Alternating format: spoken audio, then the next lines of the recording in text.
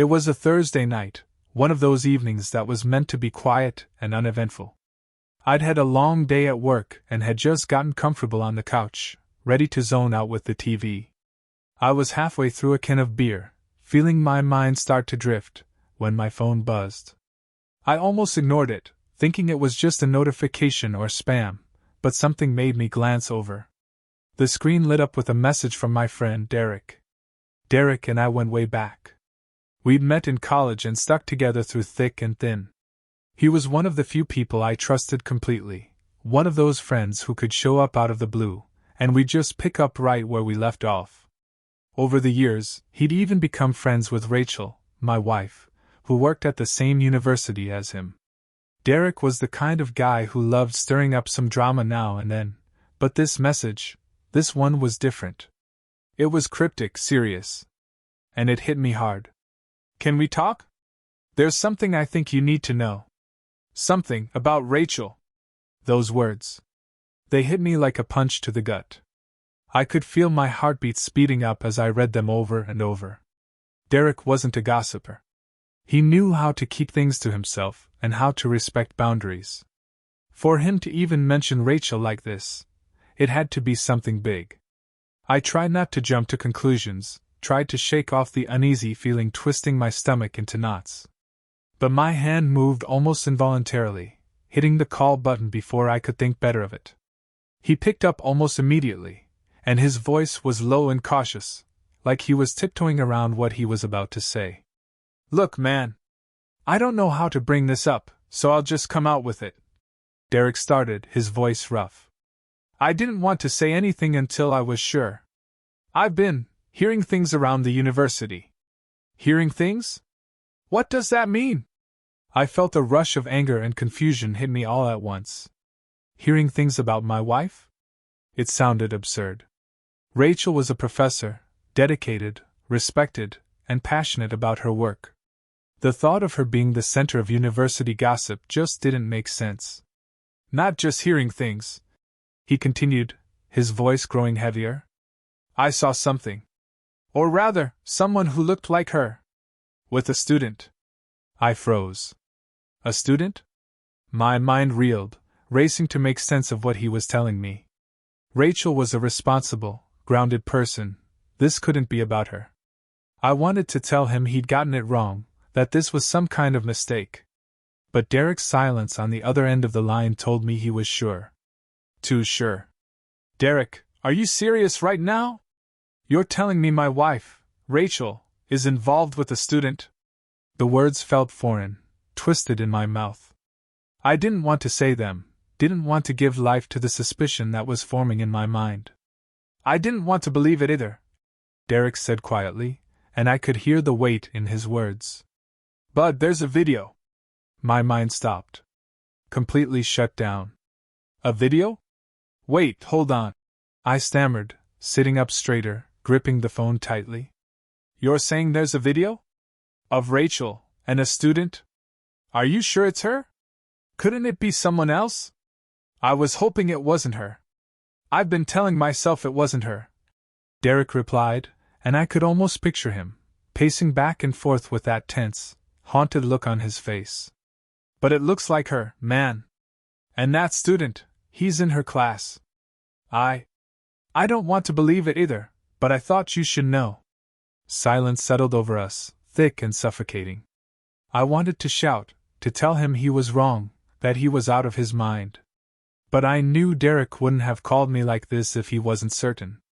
He was putting his friendship with Rachel on the line by even telling me this, and that realization was like a gut punch. Why would he risk it unless he was absolutely convinced? "All right," I said finally, trying to keep my voice steady even though my heart was racing. "Show me the video." There was a long pause on the other end. "Are you sure?" "Yeah, I'm sure." "Send it to me." Derek's hesitation only made things worse, and I could feel a mix of anger and panic starting to rise in me. I wanted answers, and I wanted them now. "Just do it. I need to see it." "Okay," he murmured. "I'll send it over. Just take a breath before you watch it. And call me back after." A few seconds later, my phone buzzed again. This time, it was a video file. I opened it with trembling hands, feeling my stomach tighten as I braced myself for what I might see. The video was shaky, as though someone had filmed it in secret, hidden behind a wall or something. The camera focused in and out, and the lighting was poor. It looked like it was taken in some kind of abandoned building, dim, empty, with the faint outline of desks and broken chairs in the background. The kind of place no one would go unless they didn't want to be seen. And there, in the frame, was a woman. A woman who looked disturbingly like Rachel, her head turned away from the camera as she leaned into a younger man. The two of them were close, too close. I could make out the way her hand touched his arm, the way her head tilted back as she whispered something into his ear.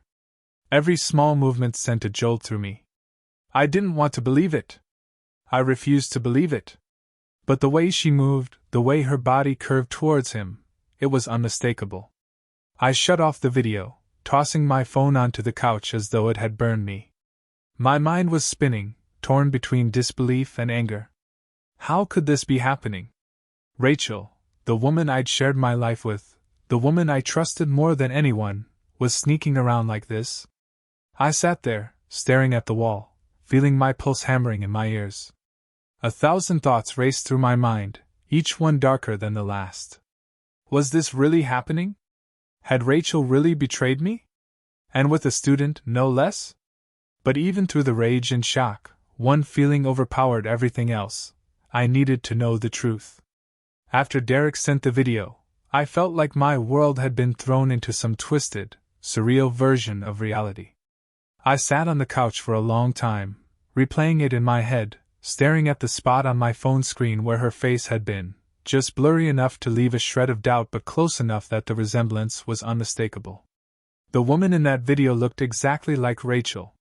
Part of me wanted to believe it was some kind of mistake. Maybe it was a strange coincidence, or a setup. But how? And who? As much as I tried to come up with reasons to brush it off, the logical side of me kept tugging, demanding that I face the facts. If it wasn't her, then why would Derek, who knew her well, say it was? And why did he seem so sure? I knew I should call Derek back, tell him what I was thinking, but I couldn't bring myself to move. The doubt that had settled into my mind felt like it was clawing at me from the inside out. All those nights she'd been, working late, or out at some department meeting, flooded back into my memory with new, sinister undertones. Every excuse she'd given, every time she'd been too busy or distracted, suddenly felt different. Still, I needed more than a shaky video and a few hunches. I needed to know for certain. Finally, I picked up the phone and called Derek back. He picked up right away, like he'd been waiting for me to call. "You saw it?" he asked quietly, his tone uneasy.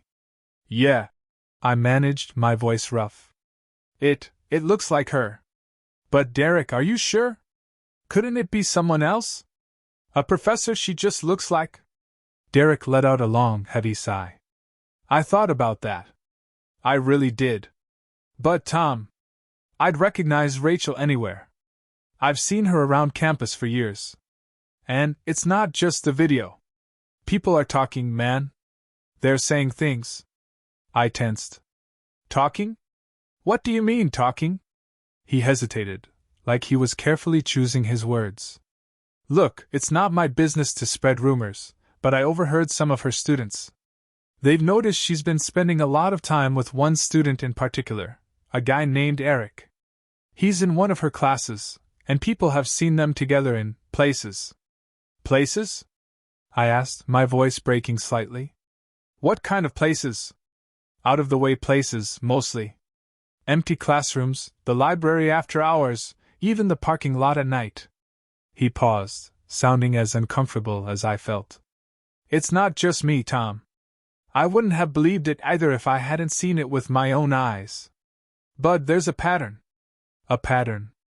The word made my stomach turn. This wasn't some one-off mistake, some misunderstanding that could be explained away. If Derek was right, then Rachel had been sneaking around with one of her own students, meeting him in secluded corners of the university. The thought made my blood boil, but I tried to keep my voice calm. Are you telling me she's been doing this for a while? I don't know for sure, he replied carefully. But I started hearing things a few months ago. And from what I've seen, it seems like it's more than just a fling. I felt like I'd been punched in the gut. A few months? How could I have missed this? All the signs had been there. Her late nights, her distance, the vague, evasive answers whenever I asked how her day had been. But I had trusted her. I never thought I'd need to doubt my own wife. I felt the anger rise in me, sharp and painful. Why didn't you tell me sooner, Derek? He let out a long breath. I didn't want to jump to conclusions. You're my friend, Tom, and I didn't want to ruin things between you two if I was wrong. But then I saw that video, Anne. I couldn't just keep it to myself. You needed to know. His words hung heavy in the air between us, and I felt my anger simmering, threatening to boil over. I knew he'd done what he thought was best, but it didn't make the betrayal sting any less. Not only had Rachel deceived me, but she'd managed to keep it hidden so well that even the people closest to us hadn't been certain. Thanks, I muttered finally, the words bitter on my tongue. I appreciate you telling me. Listen, Tom, he said after a pause, his tone gentler now. I know this is a lot to take in.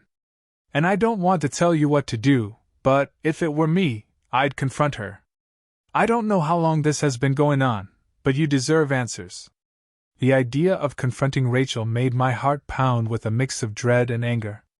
How was I supposed to look her in the eye, knowing what I knew? How could I confront her without exploding?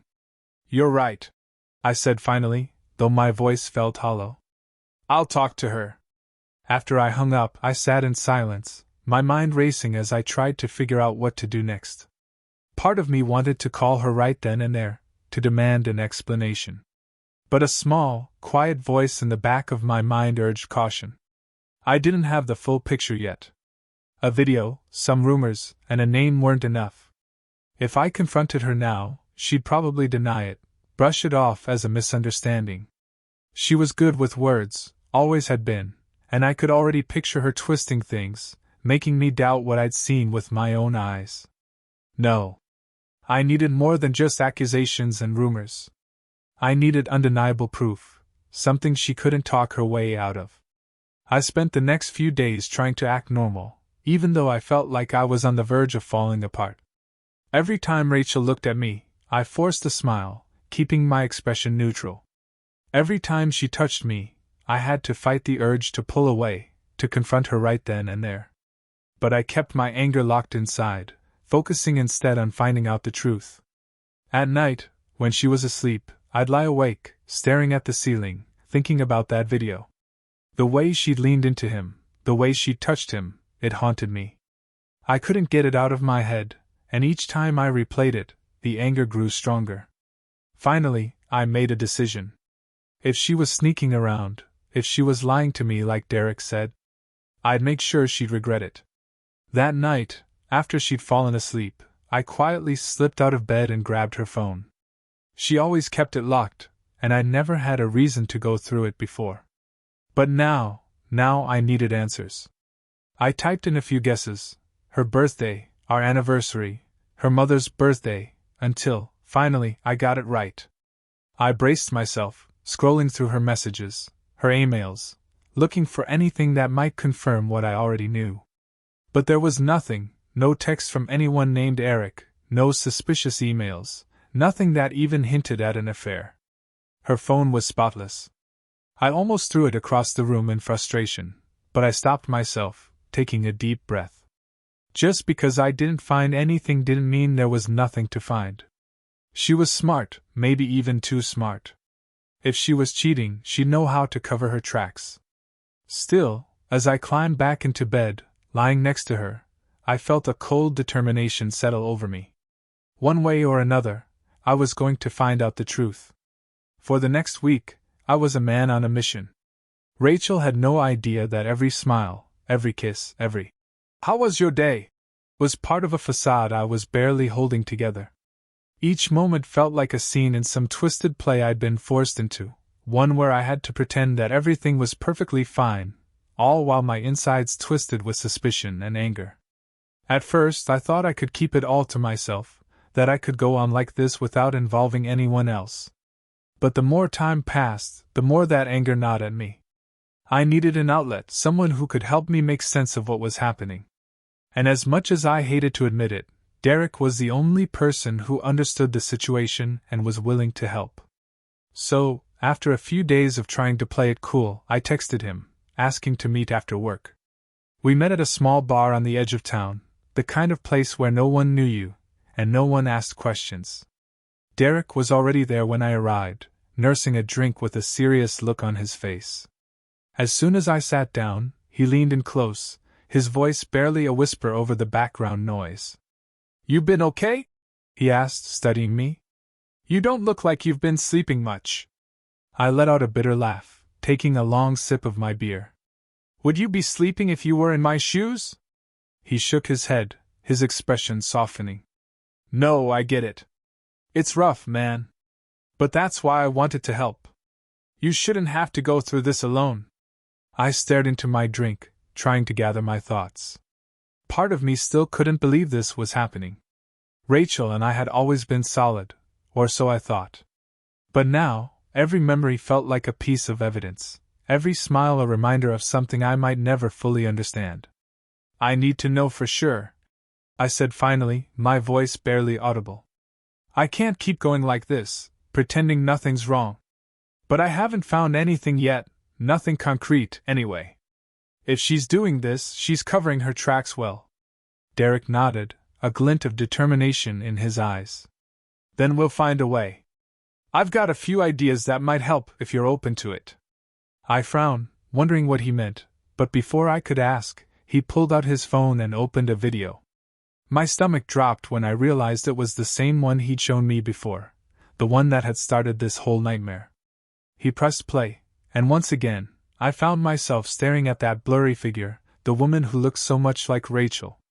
She was laughing softly, her face turned away from the camera, her hand resting on the shoulder of a man whose face was hidden in shadow. "I know you've already seen this," Derek said, his voice low and serious. "But I wanted to show you again because there's something else I didn't tell you." "What?" I asked, my heart racing. "What are you talking about?" He paused the video, zooming in on the background. The details were faint, but I could make out the shape of a doorway, a cracked window, and a few desks covered in dust. The setting was familiar, too familiar. "This place," Derek began, his finger tapping the screen. "It's in one of the old university buildings. The ones they shut down years ago, remember? They were supposed to remodel it, but they never got around to it. Barely anyone goes in there now, except maybe, well, people who don't want to be seen." I stared at the image, feeling a cold realization creep over me. Of course. It made sense. No one would think to look for her in an abandoned building, and if she was careful about when she went, it would be easy to keep it hidden. Derek leaned in closer, his tone conspiratorial. "If she's been meeting him there, it means there's a pattern. They probably have a routine. And if we can figure out when she's going, maybe we can catch her in the act." I swallowed, a mix of dread and determination swirling inside me. "So, what are you suggesting?" "I'm saying," he replied, his eyes intense, "that we stake it out. We wait, watch, see if she shows up. If we're wrong, then you have nothing to worry about. But if she's really doing this, then you'll know for sure." It felt crazy, sneaking around, staking out an abandoned building like some detective in a low-budget movie. But the alternative was worse. I couldn't keep living in this state of limbo, wondering if my wife was betraying me every time she left the house. I needed to see it with my own eyes. "All right," I said finally, clenching my jaw. "Let's do it." The next few days passed in a tense blur. Derek and I planned everything carefully, agreeing to meet up on Friday night, when Rachel had her weekly department meetings. She'd mentioned them casually a few weeks back, saying they were mostly just a formality, but now, I wondered if they were nothing more than a convenient excuse.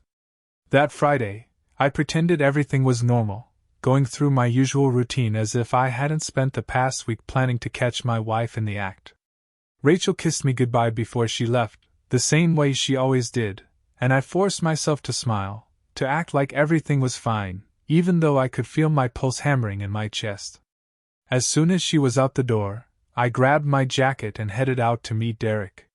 He was waiting for me near the entrance of the abandoned building, his face set in a grim expression. He didn't say much, just handed me a flashlight and gestured for me to follow him. The place was even creepier than I'd expected, silent, with the stale smell of dust and mildew hanging in the air. The halls were dark, the only light coming from our flashlights as we moved deeper into the building. I could hear every step we took, every creak of the floorboards, and with each sound, my nerves grew tauter. "Here," Derek whispered, leading me to a door at the end of a long hallway. He cracked it open just enough for us to see inside without being seen. "This is where I saw them last time." I held my breath, peering through the crack. The room was empty, silent, but the air felt charged, like something was about to happen.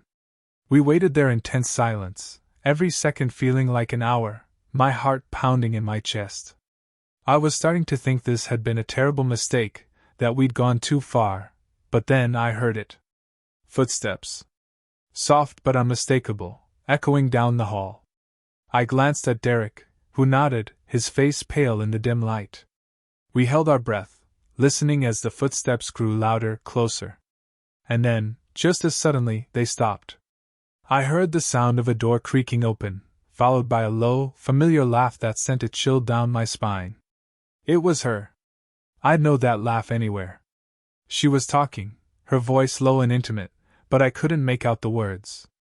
And then, just as I'd feared, I heard another voice, a man's voice, deep and muffled, responding to her.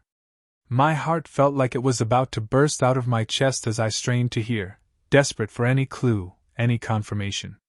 And then I saw them. Rachel and the man stepped into view, just a few feet away from where Derek and I were hiding. I couldn't see his face clearly, but I could see the way she looked at him, the way she leaned in, her hand resting on his arm. It was all so familiar, and yet so wrong. I couldn't breathe. I couldn't think. All I could do was watch, feeling my world crumble around me as I saw, with my own eyes, the truth I'd been trying so hard to ignore. She was cheating. She was actually cheating on me. Beside me, Derek shifted, glancing at me with an expression of horror and pity. He looked like he was about to say something, but I shook my head, signaling him to stay silent. I didn't want to hear it. I didn't want to hear anything. I'd seen enough. When I got home that night, I felt like I was floating in a fog. My mind was numb, my thoughts scattered and disjointed. I'd just seen my wife, the woman I'd loved and trusted for years, with another man, her arm casually resting on his, her smile soft and easy. It was a look she used to give me, once upon a time, before whatever this was had begun. I sat on the edge of our bed, staring at the floor as my mind replayed the scene again and again. Every detail, every movement, every small, damning gesture. I wanted to feel anger, to let that fury burn away the hurt, but all I felt was a deep, hollow ache, like someone had carved out a piece of me and left it empty.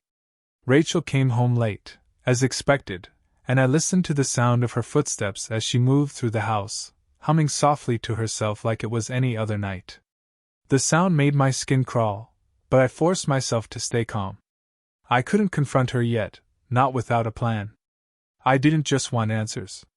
I wanted justice.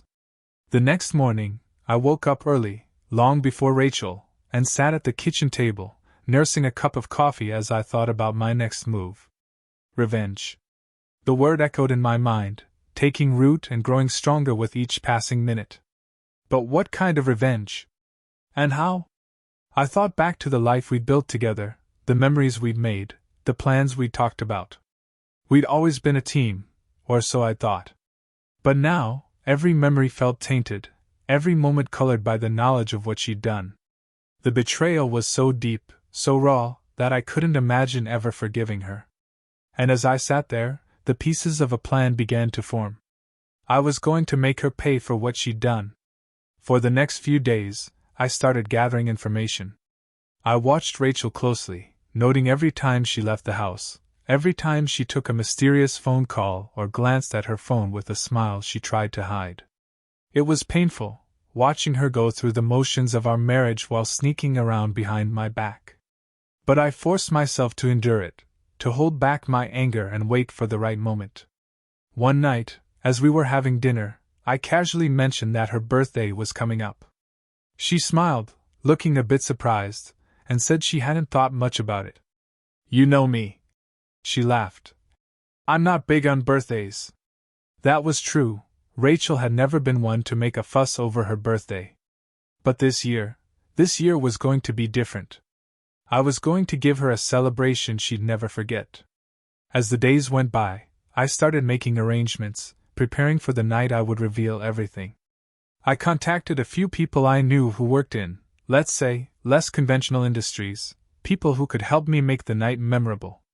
It took some convincing, but eventually, I managed to hire a group of strippers. The plan was simple. I'd invite them over for a birthday surprise, and let Rachel walk in on the whole thing. If she could cheat and lie, why shouldn't I have a little fun too? The thought of her walking in, seeing me surrounded by beautiful women, the look of shock on her face, it was enough to make me smile, even if just for a moment. This wasn't just about revenge. It was about reclaiming some control, about showing her that I wouldn't be the fool she thought I was. But as the night approached, I couldn't shake a lingering feeling of doubt. Part of me wondered if this was the right way to go about it, if sinking to her level would really make me feel better. But every time I saw her, every time I heard her laugh or watched her look at her phone with that secretive smile, the anger came rushing back, drowning out any hesitation. Finally, the night arrived. Rachel had made plans to go out with some friends, so I told her I'd stay home and prepare a little surprise for when she got back. She didn't ask any questions, just gave me a quick kiss on the cheek and left, her smile as innocent as ever. The moment the door closed, I sprang into action, setting up the scene just as I'd planned. The strippers arrived around 9, dressed in costumes that were flashy, bold, and exactly what I'd imagined for this twisted celebration. They laughed, danced, filling the house with loud music and a party atmosphere that felt surreal. I poured myself a drink, sinking into the couch as I watched the scene unfold around me, trying to numb the pain with each sip. As the night wore on, I kept checking the clock, counting down the minutes until Rachel would return. The anticipation was almost unbearable, a mix of excitement and dread that made my heart race. I didn't know how she'd react, but I didn't care. I wanted her to feel what I'd felt, to experience the shock and betrayal that had turned my world upside down. Finally, around 11, I heard her car pull into the driveway. The sound sent a surge of adrenaline through me, and I motioned for the dancers to keep going, to make the scene as lively and chaotic as possible. The music was blasting, the lights were low, and I could barely contain my satisfaction as I pictured the look on her face when she walked through that door. The front door opened, and Rachel stepped inside, her face immediately lighting up with confusion and surprise as she took in the scene before her. Her eyes darted from the dancers to me, wide with shock as she struggled to process what she was seeing. For a moment, she just stood there, frozen, her mouth hanging open in disbelief. "Happy birthday, Rachel!" I called out, raising my glass in a mock toast. The strippers cheered, laughing and clinking their glasses together, oblivious to the tension that hung thick in the air. Rachel's face turned red, a mixture of anger and humiliation flashing in her eyes as she looked at me, then back at the dancers. "Tom, what is this?" she stammered, her voice shaking. "Oh, just a little celebration," I replied, my tone casual, almost mocking. "I thought you'd appreciate it. After all, you're always so busy these days. Figured I'd keep myself entertained while you're off doing whatever it is you do." She took a step forward, her fists clenched at her sides, her face a mask of fury. "This is disgusting, Tom. I can't believe you'd do something like this." I leaned back on the couch, crossing my arms as I looked up at her, my expression cold. "Oh, you can't believe I would do something like this? Are you serious right now?" She opened her mouth to reply, but I didn't give her a chance. "Spare me the act, Rachel." I know. I know about you and Eric. I know about all the sneaking around, the late nights, the lies. Don't stand there and act shocked. You have no right. Her face went pale, her eyes widening as the weight of my words sank in.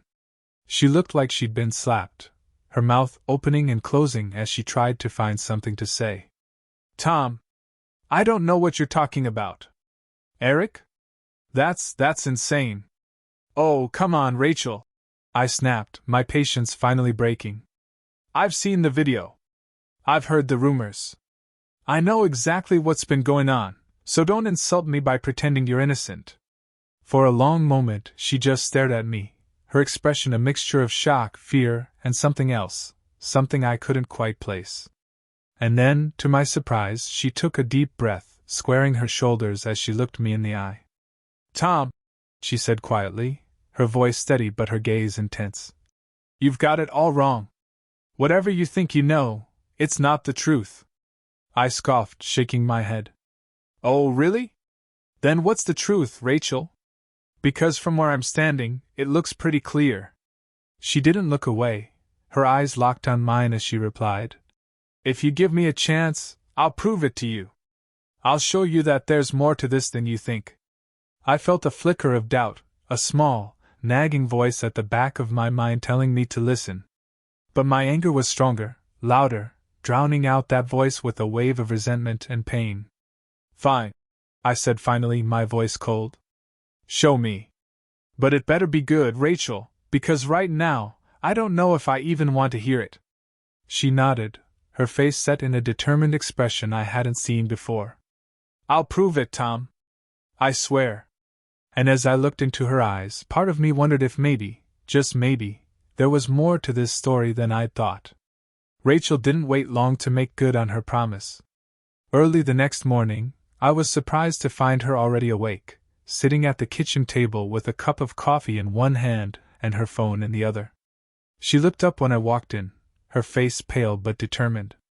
I could tell she'd been up for hours.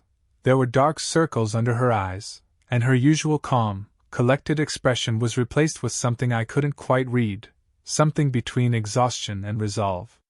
Tom, she began, her voice steady but quiet. We need to talk. I can't let you believe this lie any longer. There's something you need to know. I hesitated, still raw from the night before, from the accusations and anger that had filled the house like poison. But I couldn't ignore the intensity in her eyes, the way she looked at me with a kind of desperation I'd never seen before. She was serious, and for the first time, I felt a flicker of doubt. What if I'd been wrong? All right, I replied cautiously, taking a seat across from her. Go ahead. I'm listening. She took a deep breath, her fingers trembling slightly as she set her phone on the table. You think I'm having an affair with a student? That I'm sneaking around behind your back, meeting him in abandoned buildings or wherever else. But that's not the truth. I never cheated on you, Tom. I wouldn't do that. I swear. I wanted to believe her. God, I wanted to believe her. But the images from Derek's video flashed through my mind, her arm around that man, her face close to his. It was too real, too raw to ignore. I crossed my arms, forcing myself to stay calm. Then explain it, Rachel. If that's really not you, then tell me what's going on. Because right now, all I see are excuses. She looked down, her jaw tight as she gathered her thoughts. Do you remember last semester, when I started mentoring a group of students as part of a research project? I nodded, though the details were fuzzy. She'd mentioned it a few times, something about working with students outside of class, providing guidance on their projects. At the time, I'd been supportive, happy she was making an impact. But now it seemed like just another excuse, another cover for whatever she'd been hiding. One of those students was Eric. She continued, her gaze steady but pleading. He was struggling. Not just academically, but personally. He was going through some things, a bad family situation, depression, and he didn't have anyone to turn to. I tried to help him, to support him, to be there as a mentor. But nothing more than that, Tom. I promise you. The mention of depression and family issues caught me off guard, chipping away slightly at the wall of anger I'd built around myself. Still, I was skeptical. That doesn't explain the video, Rachel. The way you were, the way you looked with him. That wasn't just a mentor helping a student. She took a shaky breath, her voice softening. I know what it looked like. But that wasn't what it was. Eric, he started to confuse things, I think. He thought there was something more between us, that I felt the same way about him as he did about me. I tried to let him down gently, to tell him that wasn't the case. But it was complicated. I didn't want to hurt him, Tom. I didn't want to push him away when he was in such a dark place. The sincerity in her voice was unsettling, casting cracks in the certainty I'd held onto for so long. I could feel my resolve wavering, the anger loosening its grip on me as I listened to her side of the story. So, you're saying he had feelings for you? And that's what I saw? Him, trying to act on those feelings? She nodded, her eyes filling with regret. I know it sounds strange, but yes. That's what happened. And I thought I could handle it, that I could keep things professional. But maybe I should have been clearer with him. Maybe I should have put more distance between us. I didn't want to make things worse for him, but I didn't want you to feel betrayed either. I'm sorry, Tom. I should have told you sooner. The apology was unexpected, raw, and I found myself staring at her, searching her face for any sign of deception. But all I saw was exhaustion, a genuine sadness that didn't seem like something she could fake. Still, I wasn't ready to let go of my suspicions just yet. If what you're saying is true, then why didn't you tell me sooner? Why keep this whole thing a secret? She looked down, her shoulders slumping slightly. Because I was afraid you wouldn't understand. I was afraid you'd think I was cheating, that you'd see it as a betrayal no matter what I said.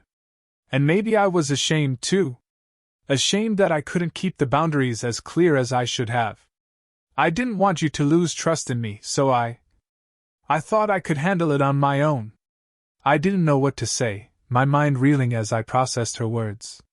She sounded so sincere, so genuine, and for the first time in weeks, I felt my anger start to ease. Could it be true? Could this all be some tragic misunderstanding? I wanted to believe her, to let this whole nightmare go and go back to the way things were. But then I remembered Derek's words, the certainty in his voice when he'd shown me that video. Derek was the one who showed me the video, I said finally, my voice barely above a whisper.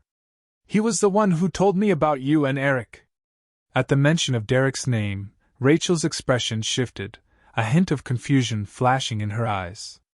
Derek? He's the one who told you. Yeah. He saw you two together. He's the one who warned me. She fell silent, her brow furrowing as she seemed to process this new information. Tom, are you sure Derek's telling you the whole truth? I frowned, not sure what she was getting at. What do you mean? She hesitated, her gaze shifting away for a moment before she looked back at me, her voice careful, measured. Derek, he's always been a good friend to us. But I noticed, a few months back, he started acting differently around me.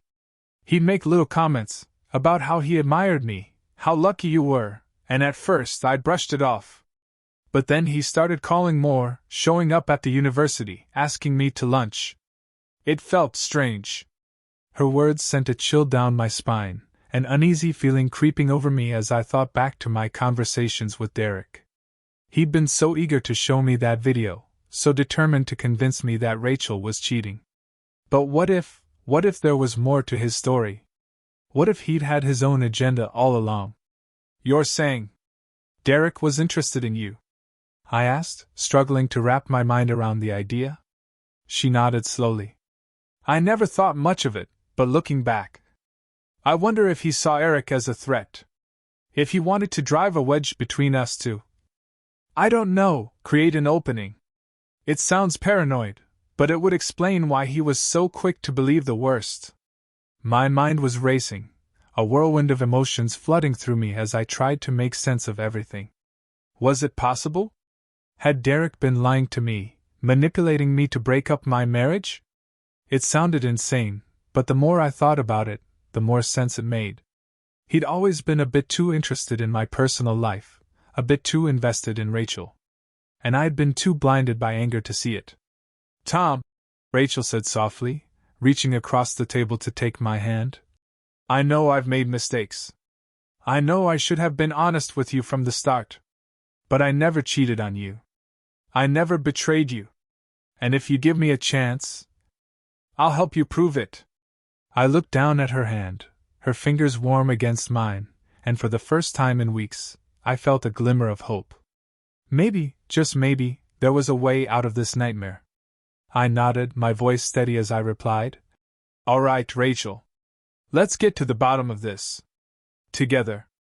Rachel and I had agreed to work together to expose the truth, but I hadn't realized how strange and complicated this alliance would feel. For the first time in weeks, I was looking at her not as the unfaithful wife I'd feared, but as a partner, an ally in a plot I could barely wrap my mind around. As we sat down that evening, sorting through what we knew, a strange calm settled over me. Maybe it was the sense of purpose, the feeling that finally, I was in control again. But beneath it all, there was a quiet, smoldering anger. Derek had wanted to tear us apart, and he'd nearly succeeded. All right, Rachel said, her voice low but determined. We need a plan. We can't just confront Derek. If he really did set this up, he's not going to admit it without a fight. We need proof. I nodded, feeling a surge of renewed focus. Do you think he might make a move if he thought you and I were on the rocks? Like actually separated? Rachel tilted her head, considering the idea. It's possible. He's probably already thinking he's got a chance, after everything he told you. But if he thinks you've actually left, he might be more open about his intentions. She looked down, her expression serious. I can pretend to be upset. Maybe go somewhere public, make it seem like I'm a wreck. And if he reaches out, I'll know for sure. It was unsettling, imagining Rachel acting out a breakup, pretending to be heartbroken to draw Derek out. But if it was the only way to prove her innocence, to reveal his lies, I knew it was necessary. All right, I agreed, feeling my own resolve solidify. If he takes the bait, if he thinks you're vulnerable, maybe he'll say something. Do you think you can handle that? She nodded, her face determined. Yes. I'll do whatever it takes. He's already poisoned our marriage enough. I won't let him finish what he started. The plan took shape quickly. The next morning, I would leave the house with a suitcase, pretending to have moved out. Rachel would follow up by spreading rumors around campus, hinting to mutual friends that we'd separated. She'd make herself look vulnerable, as though she was looking for someone to confide in. If Derek was as manipulative as we suspected, he'd step into the role without hesitation. The next morning, I packed up a few things and made a show of leaving, dragging my suitcase out the front door and loudly slamming it shut behind me. I felt the eyes of our neighbors as I walked down the driveway, climbing into my car without a backward glance. I could almost hear the gossip spreading, the rumors that would reach Derek by the end of the day. I drove to a nearby motel and booked a room under an alias, just in case anyone decided to dig too deeply.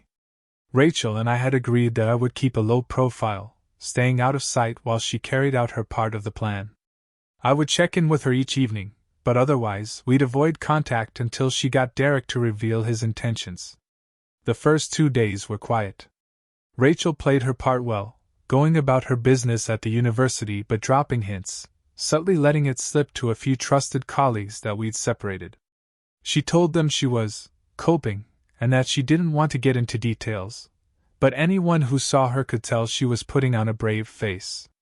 The rumors spread quickly, faster than I'd expected, and by the 3rd day, Derek had called her twice, offering his support.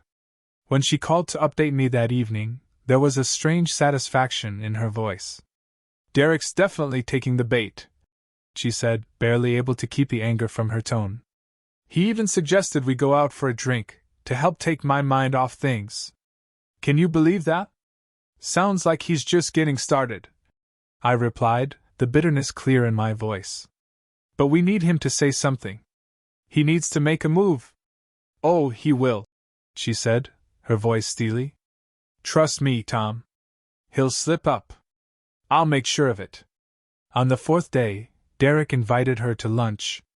She accepted, choosing a small cafe just off campus, a place she knew would be empty at that hour.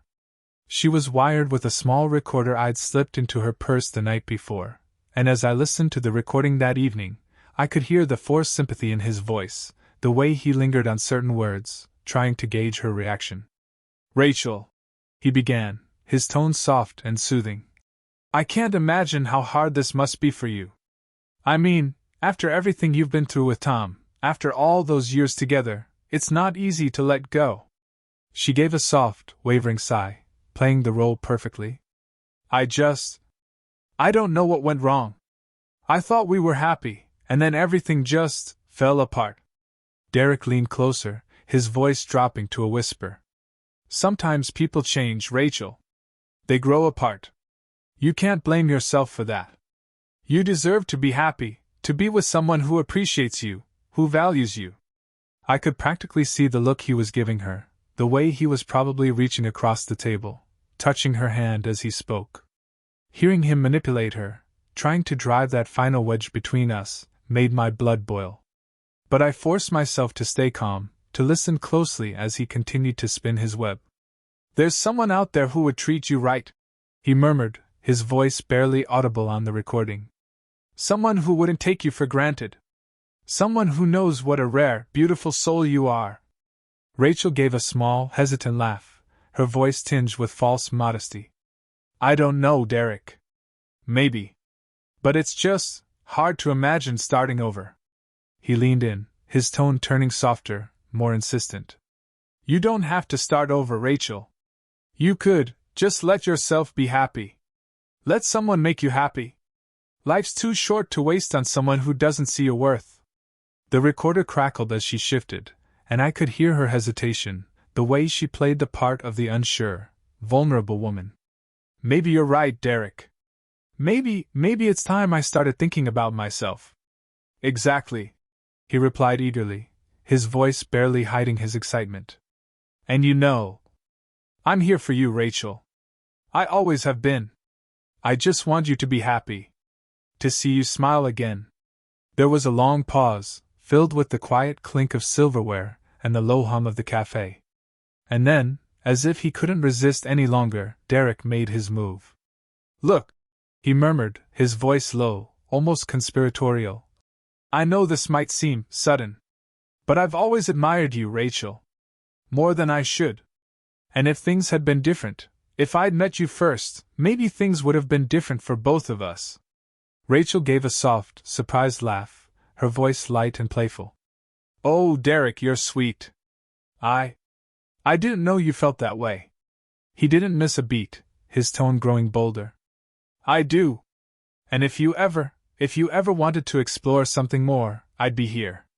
No pressure, of course. But just know that the door is open." I clenched my fists as I listened, barely able to control the surge of rage that rushed through me. He was pushing, testing the waters, trying to see if he could finally get what he wanted.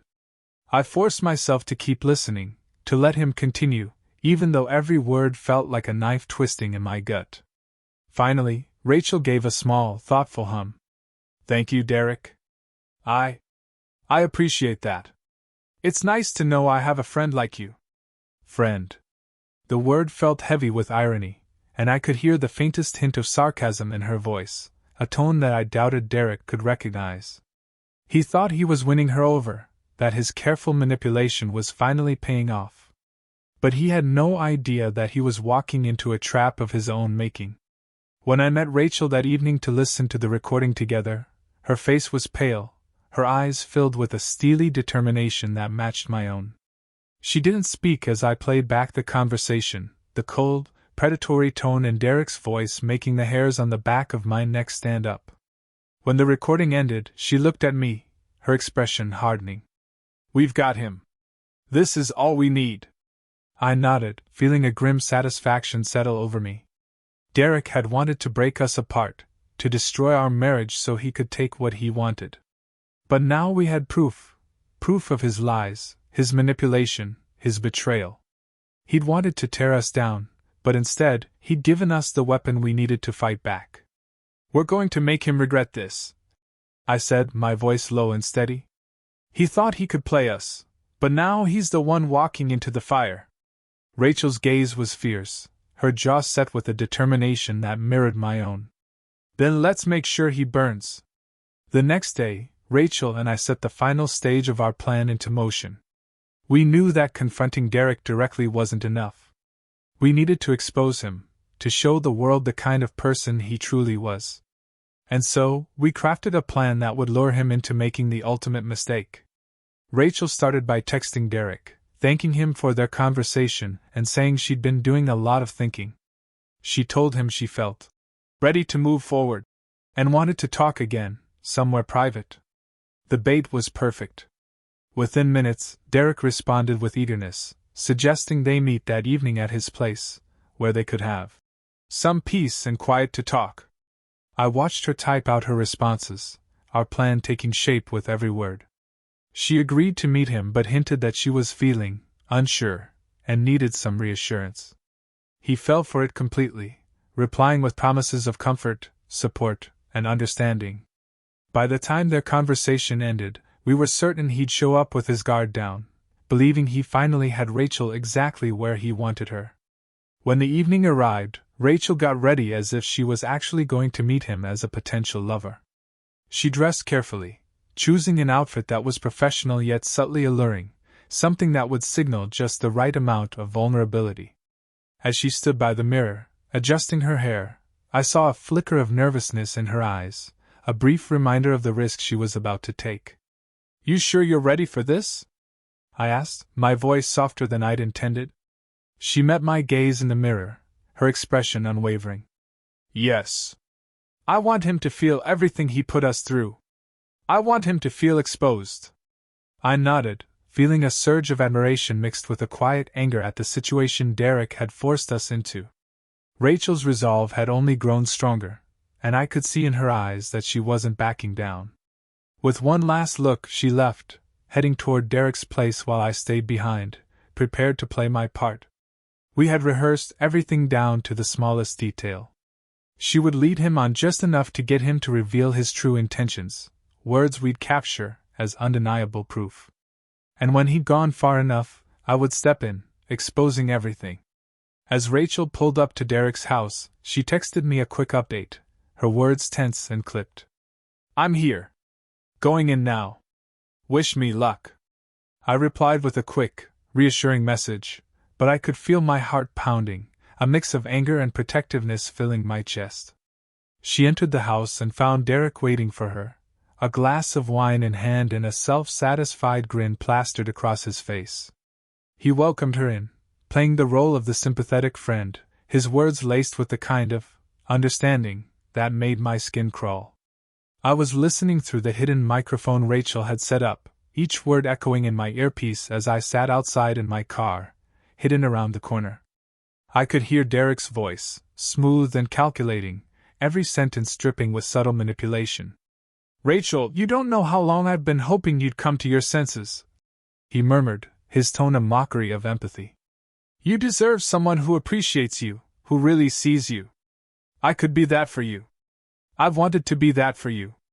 Rachel responded perfectly, her voice trembling just enough to convince him that she was genuinely vulnerable. "Derek, I just don't know. I'm so confused. Everything's falling apart, and I don't know if I can trust anyone anymore." He took the bait without hesitation, moving closer, his voice dropping to a whisper. "You can trust me, Rachel. I'd never hurt you. I'd be there for you in a way Tom never could. He doesn't see how amazing you are, how irreplaceable." Hearing him say those words, twisting the knife he'd planted in our marriage, made my fists clench with rage. I could almost see the way he was looking at her, the way he'd leaned in to close the distance, imagining he'd finally broken us apart. But he had no idea what was coming. Rachel took a shaky breath, her voice a mix of doubt and desperation. "Derek, I need to know something. Was it you who told Tom about Eric?" There was a pause, a tense silence as Derek processed her question. Then, he gave a soft, dismissive laugh. I did, yes. But only because I thought you deserved better. Tom was always so oblivious. You deserve someone who sees the real you, Rachel. And I think deep down, you know that's me.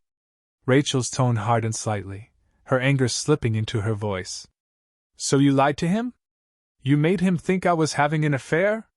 Derek hesitated, but the arrogant confidence in his tone didn't waver. It wasn't a lie. I just gave him a little push. Sometimes people need a nudge in the right direction. And look, it worked, didn't it? You're here now with me. Tom doesn't have to know. We can finally be together. That was my cue. I stepped out of the car, my pulse racing as I approached the door. I took a deep breath, steeling myself before entering the house. As I walked into the room, Derek's back was to me, his focus entirely on Rachel. He was leaning in, his hand reaching toward hers as he continued his twisted attempt to charm her. But when Rachel's gaze shifted to me, her eyes filled with satisfaction, Derek followed her line of sight and froze. The look on his face was priceless. His mouth fell open, his eyes widening as he realized he'd been caught. I could see the panic setting in, the realization that his carefully constructed plan had just crumbled. Tom, he stammered, trying to mask his shock with a weak smile. What are you doing here? I let the silence stretch, watching him squirm as I walked closer, my gaze never leaving his. I'm here because I know everything, Derek. I know what you've been trying to do. You thought you could tear my marriage apart, manipulate Rachel into thinking she'd be happier with you. But the only one who's been lying here is you. He looked between us, a flicker of desperation crossing his face as he tried to find a way out. Tom, it's not what you think. I was just trying to help. Help? I repeated, my voice sharp with anger. You call this help? You lied to me. You showed me that video, twisted everything so I'd think Rachel was cheating. All of it, just so you could worm your way into her life. His face turned red, a mix of humiliation and anger. I was doing you a favor, Tom. She doesn't even love you. She deserves someone who really cares about her, who understands her better than you ever could. Rachel's voice cut through the tension, cold and clear. You don't know anything about me, Derek. You think manipulating us, spreading lies, would make me fall for you? You're pathetic. Derek's expression twisted with fury, his composure cracking as he took a step toward her. Don't act like you're innocent, Rachel. You led me on. All those times we talked, all those moments, you knew how I felt. And now you're going to act like I'm the villain? Rachel didn't flinch, her gaze unwavering. I was your friend, Derek. That's it. You chose to make this something it wasn't, and now you're going to pay for it. I took out my phone, holding it up so he could see the recording app still running. His eyes widened as he realized what that meant, that every word he'd said was now on record, every lie, every manipulation, all the proof we needed to expose him. You're done, Derek, I said, my voice filled with satisfaction. You're going to lose everything. Your job, your reputation, whatever respect you thought people had for you. It's over. He looked like he was about to explode, his face contorting with rage as he glared at us. But he knew he was trapped. He knew that he had nothing left to hide behind, that his lies had finally caught up with him. Without another word, he stormed out of the house, slamming the door behind him. Rachel and I stood there in silence, the weight of what had just happened settling over us. For a long moment, we didn't speak, both of us processing the fact that the nightmare was finally over. Derek was gone, and he'd exposed himself for the manipulative liar he truly was. When I turned to Rachel, I saw a mixture of relief and exhaustion on her face, the weight of the past few weeks finally catching up with her. Without thinking, I pulled her into my arms, holding her tightly as she buried her face in my shoulder, her breath shuddering as she let go of the tension she'd been carrying. It's over, I whispered, feeling a rush of gratitude and relief. We did it. He can't hurt us anymore. She nodded, her voice muffled as she replied, Thank you, Tom. For believing in me. For giving me a chance to prove the truth. As we stood there, holding each other in the quiet aftermath, I felt something I hadn't felt in a long time, a sense of peace. We had been through hell, but we'd come out stronger, more united than ever. And as we looked ahead to the future, I knew that, together, we could rebuild what Derek had tried so hard to destroy. The dust had barely settled from our confrontation with Derek, but Rachel and I weren't finished yet. We both knew that Derek wouldn't simply back down and disappear. He was the kind of person who thrived on control, on manipulation, and now that his plan had fallen apart, he'd likely be scrambling for some way to retaliate. We needed to make sure he couldn't cause any more damage, not to us, and not to anyone else.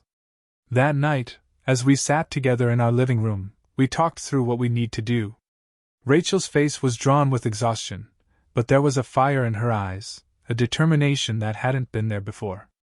She was ready to fight back, and I could feel that same resolve in myself.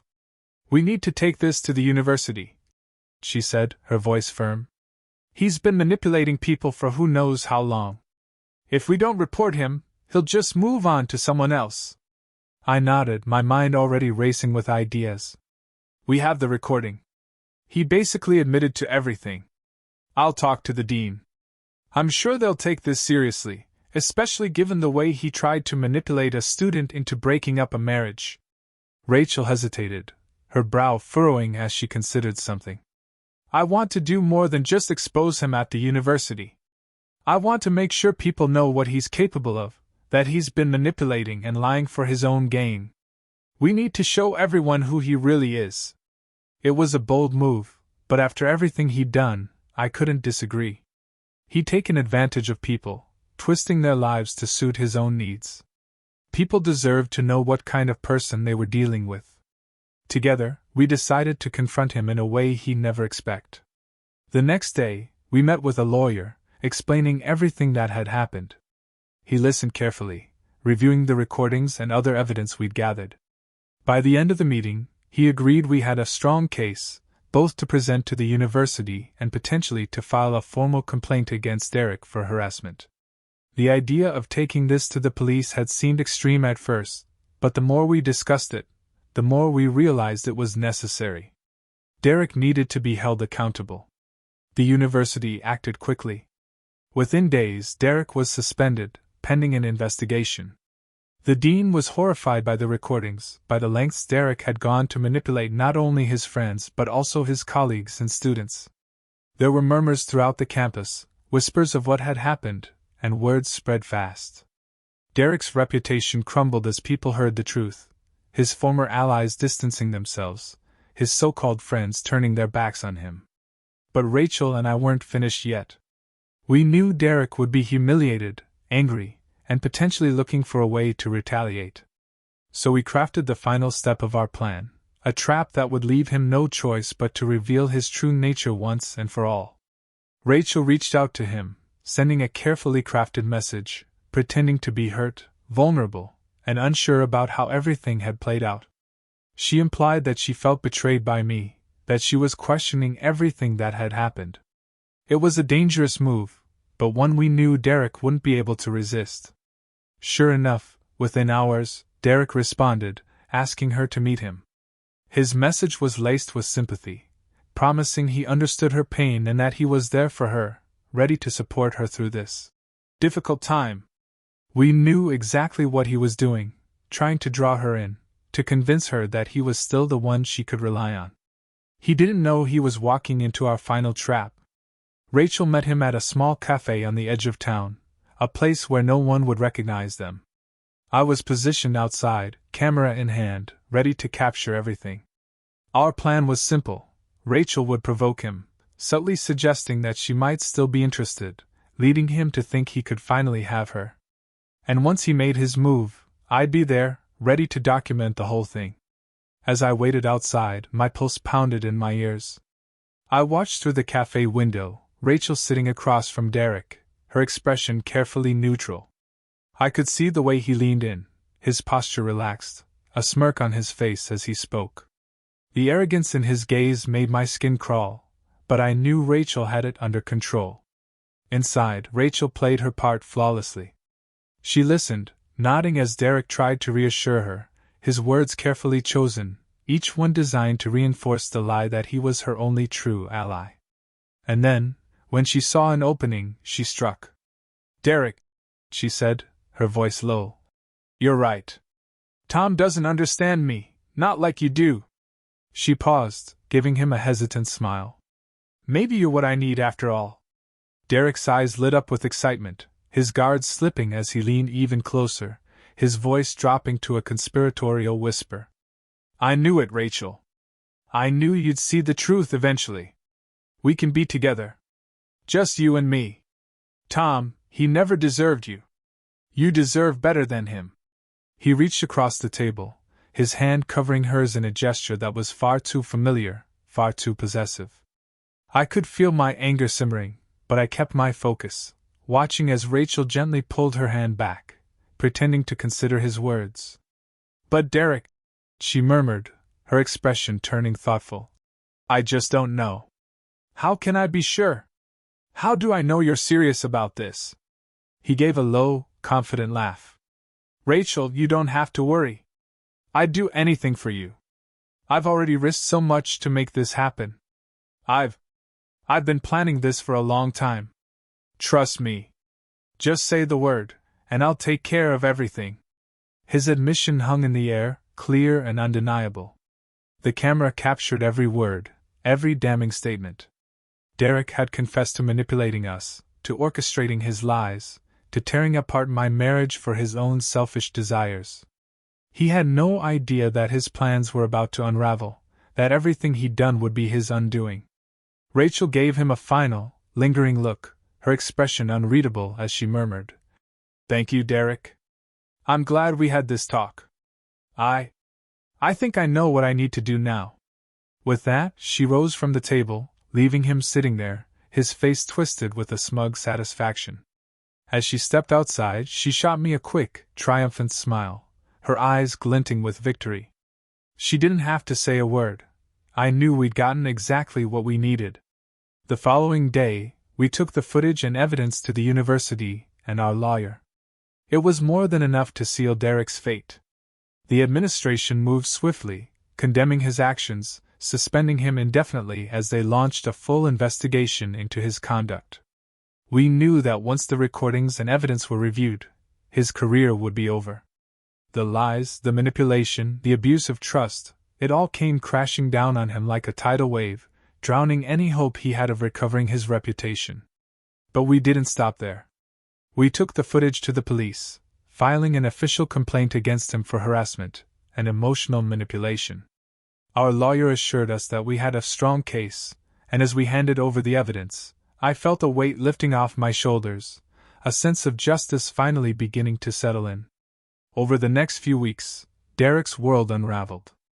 Colleagues shunned him, friends turned their backs, and students whispered in hallways about the scandal that had brought him down. Every layer of his carefully crafted facade peeled away, exposing him for who he truly was. The whispers, the stares, the disgust in people's eyes, it was all the justice Rachel and I could have asked for.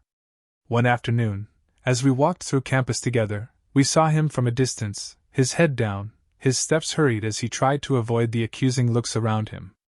He looked defeated, a shadow of the arrogant man who had tried so hard to tear us apart. For the first time, I felt a sense of peace, a quiet assurance that he'd finally reaped what he'd sown. Rachel slipped her hand into mine, giving it a gentle squeeze. I looked down at her, seeing the relief and resilience in her expression, the strength that had kept us both going through this nightmare. "It's over," she whispered, a faint smile touching her lips. "We did it." I nodded, my own smile finally breaking through. "Yes. And we did it together." As we left campus, I realized that Derek's lies had only made us stronger, his betrayal pushing us to rebuild what he'd tried to destroy. We'd come out on the other side, scarred but whole, and as we walked away from the past, I knew that our future was brighter than it had ever been. Derek had wanted to tear us apart, but instead, he'd bound us together in a way nothing else ever could.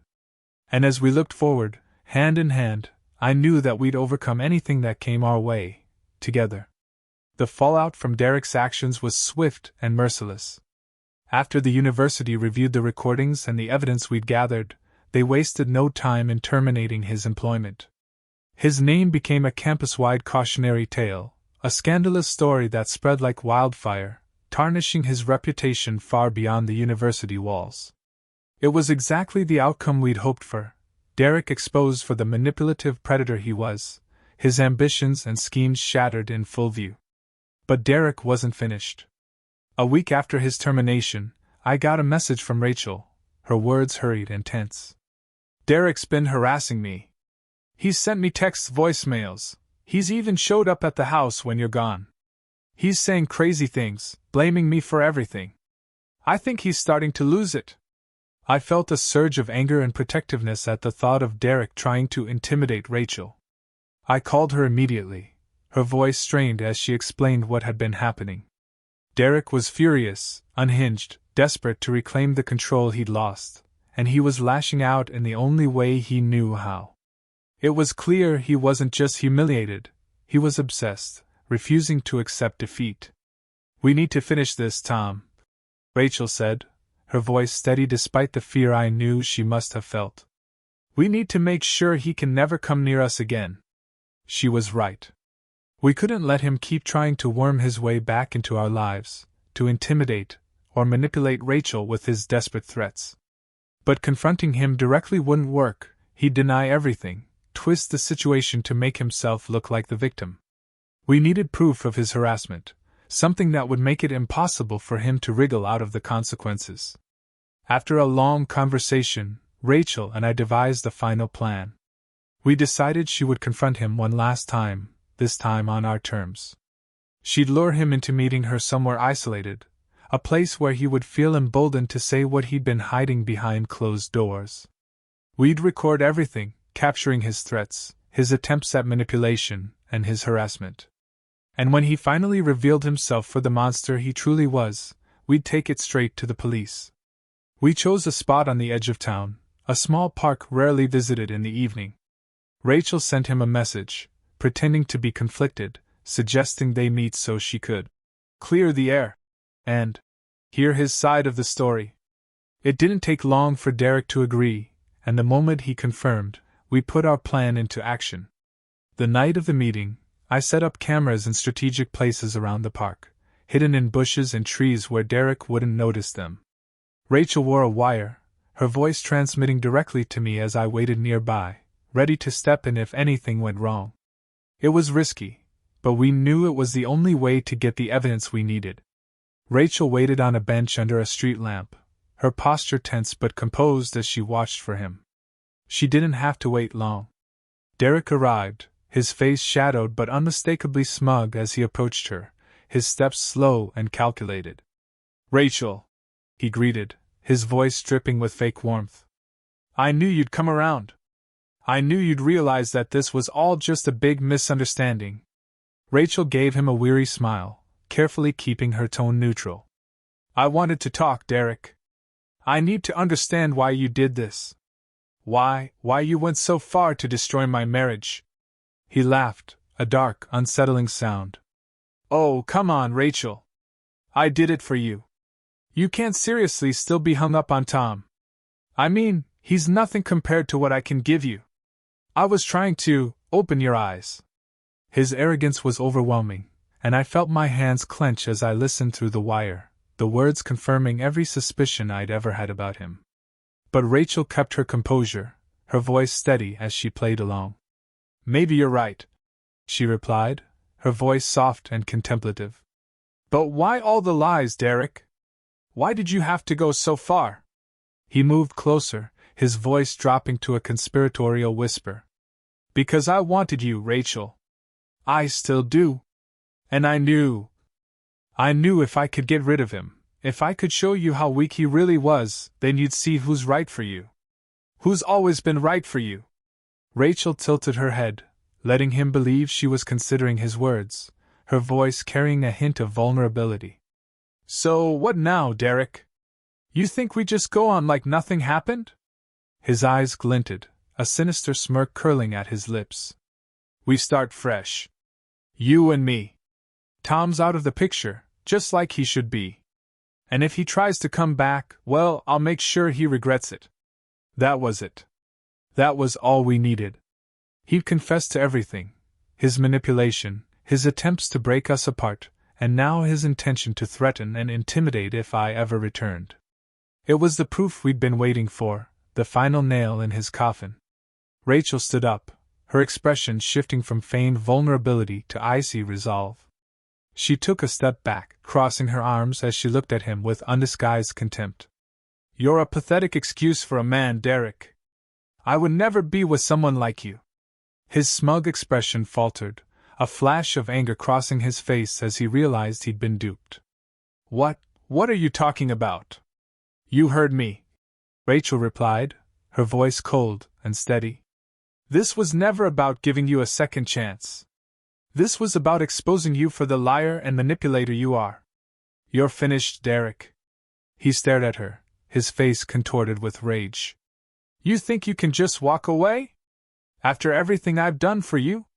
Yes, she said firmly. And this time, there's nothing you can do to stop us.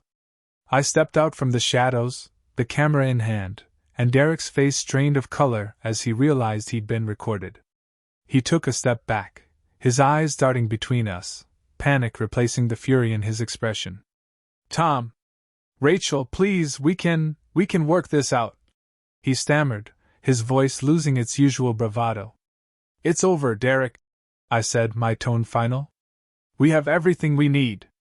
You're done. Rachel and I left him standing there, his face pale and his confidence shattered. We didn't need to look back to know that his time was up, that he'd finally been caught in his own web of lies. The following morning, we took the recording to the police, filing a report for harassment, manipulation, and threats. Our lawyer assured us that with the evidence we'd gathered, there was a strong case against him, and within days, Derek was facing formal charges. Watching Derek's downfall was a strange, bittersweet feeling. On one hand, I felt justice had been served. He was finally facing the consequences of his actions. But on the other, I felt a sadness for the years of friendship, the trust that had been betrayed. He had chosen a path of manipulation and deceit, and it had cost him everything. In the weeks that followed, Rachel and I began the slow process of rebuilding our lives. We took time to reconnect, to heal from the damage Derek had caused. We took walks together, shared quiet conversations, slowly rediscovering the bond that had once been so strong. One evening, as we sat together on our porch, watching the sunset, Rachel turned to me, a small smile on her face. Thank you, she said softly, for believing in me, even when things were difficult. I don't know if I could have done this without you. I took her hand, squeezing it gently. We've been through hell, Rachel. But we made it through. Together. She rested her head on my shoulder, and as the sun dipped below the horizon, I felt a sense of peace, a feeling of closure that had been missing for so long. Derek had tried to destroy us, to tear apart everything we'd built, but in the end, his lies had only made us stronger. As we sat there, wrapped in the quiet comfort of each other's presence, I realized that we'd come out of this battle not just as husband and wife, but as partners, stronger, more resilient, and ready to face whatever life threw at us. With Derek's arrest and the formal charges against him, it seemed like we'd finally reached the end of a long, dark chapter. The university released an official statement condemning his actions, making it clear they would be cooperating fully with the police investigation. News spread quickly, and Derek's name became infamous. Former students came forward with their own unsettling stories about him, and soon, there was no doubt that his career and reputation were beyond saving. Rachel and I were finally free. Free of the secrets, the lies, and the dark cloud that had loomed over our lives for months. We'd been through a storm, but we'd emerged from it stronger, more united. Still, even as the dust settled, there was one last loose end, one thing we had yet to address: the emotional toll it had taken on us, on our relationship, and on our trust. One evening, as we sat together at the kitchen table, Rachel looked at me, her eyes filled with a kind of sadness that made my chest ache. Tom, she began, her voice hesitant. I need to know if we can truly move past this. If you can ever fully trust me again. I felt a pang of guilt, realizing how much she must have carried, even after we'd exposed Derek.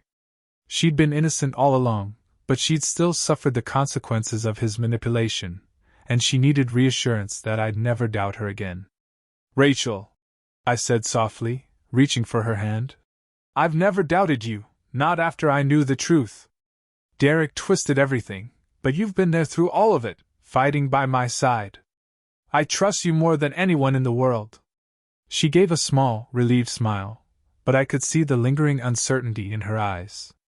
I want us to heal, Tom. Really heal.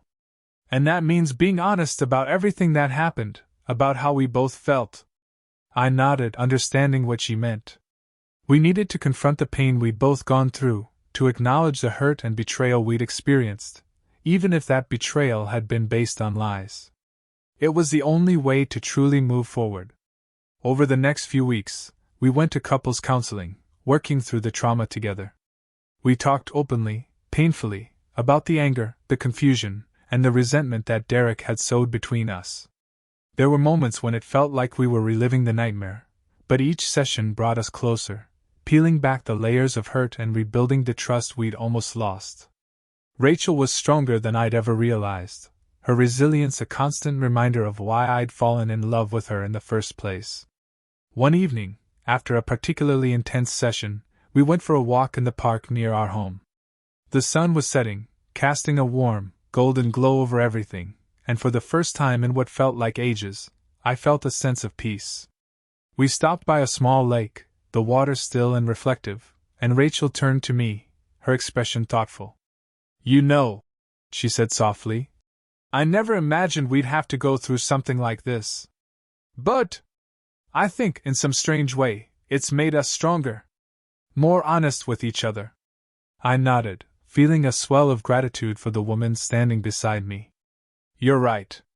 I think we needed to confront the things we'd been avoiding. To really see each other, flaws and all. She smiled, a warmth in her gaze that filled me with hope. Thank you, Tom. For fighting with me, for believing in us. I couldn't have done it alone. We stood there for a long time, watching the sun dip below the horizon, feeling the weight of everything we'd overcome together. And in that quiet moment, I realized that our love had been tested, pushed to the brink, but it had endured. We'd come out of the fire stronger, our bond forged anew. In the months that followed, we reclaimed our lives piece by piece. We took time for ourselves, rediscovering the joy of simply being together without the weight of secrets or suspicion. We traveled, laughed, and shared moments that were ours alone, building new memories to replace the ones tainted by Derek's lies. Each day felt like a small victory, a testament to the resilience of our love. One afternoon, as we sat together on the porch, a familiar sense of peace settled over us. Rachel leaned her head on my shoulder, her hand resting on mine, and I felt a quiet certainty that we'd come full circle. The wounds were healing, the scars fading, and we'd emerged from the ordeal with a deeper understanding of ourselves and each other. Then, one day, a letter arrived in the mail, a notice from the court. Derek had been sentenced, found guilty of harassment and manipulation, the charges bolstered by the testimonies of former students and colleagues who had finally spoken out. He would be serving time, his manipulative reach finally stopped for good. As I read the letter, a sense of closure washed over me. I showed it to Rachel, and she read it quietly, a small, satisfied smile tugging at the corners of her mouth. It's over, she whispered, her voice filled with relief. Really over. We held each other, letting the finality of it sink in. Derek's influence over our lives was gone, his lies dismantled, his schemes brought to light. We'd won, not just against him but against the doubts and fears he tried to plant within us. Our lives returned to a new kind of normal, one filled with purpose and gratitude for the second chance we'd fought so hard to protect. We knew we'd always carry the memory of what had happened, the scars of betrayal and doubt, but they no longer defined us. We'd built something stronger, something resilient, and as we looked to the future, we knew that nothing, and no one, could break us. As Rachel and I sat together in the warm glow of the setting sun, I realized that our love had been tested in the fiercest way possible, but it had come out unscathed, a bond unbreakable. We were no longer the same people we'd been when this nightmare began, but perhaps that was a blessing. We'd been forced to grow, to see each other's strength and vulnerability, and through that journey, we'd found something rare and beautiful. In the end, Derek's betrayal had failed. Instead of tearing us apart, it had brought us closer, revealing the true depth of our commitment. And as we sat there, hand in hand, I knew that whatever the future held, we'd face it together, stronger than ever before. Thanks for watching. If you enjoyed it, hit like and leave a comment with your favorite part. We'd love to hear your perspective.